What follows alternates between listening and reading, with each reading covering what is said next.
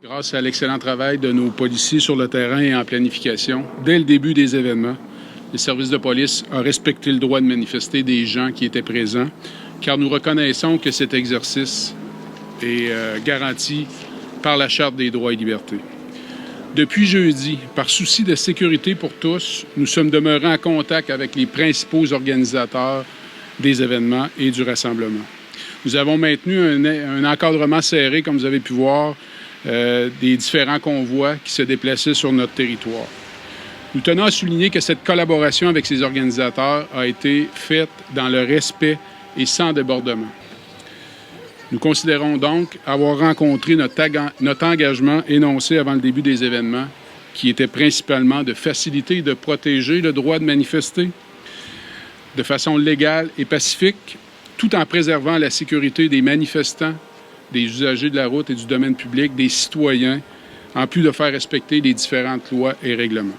D'entrée de jeu, je veux souligner l'excellent travail des policiers et leur capacité à avoir anticipé la situation à laquelle nous faisions face.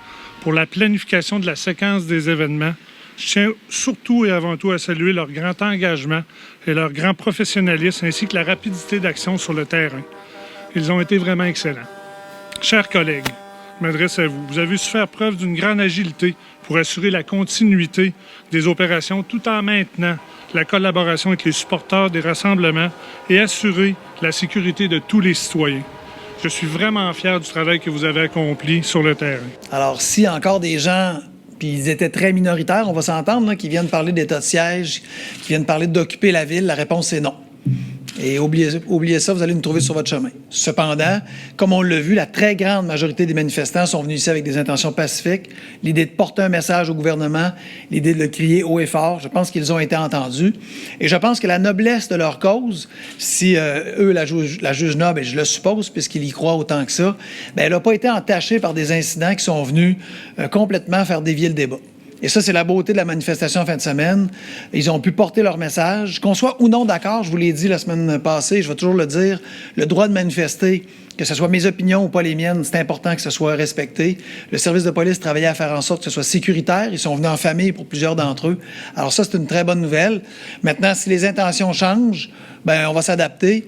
Il n'y a pas de manifestation pareille. En même temps, l'expertise développée d'une à l'autre permet au service de police de garnir son expérience. Ils ont des gens compétents. Nos policiers, nos policières sont courageux, courageuses. Ils sont patients. Ils sont tolérants. Ils sont capables de trouver la bonne ligne, la bonne voie de passage. On l'a vu en fin de semaine.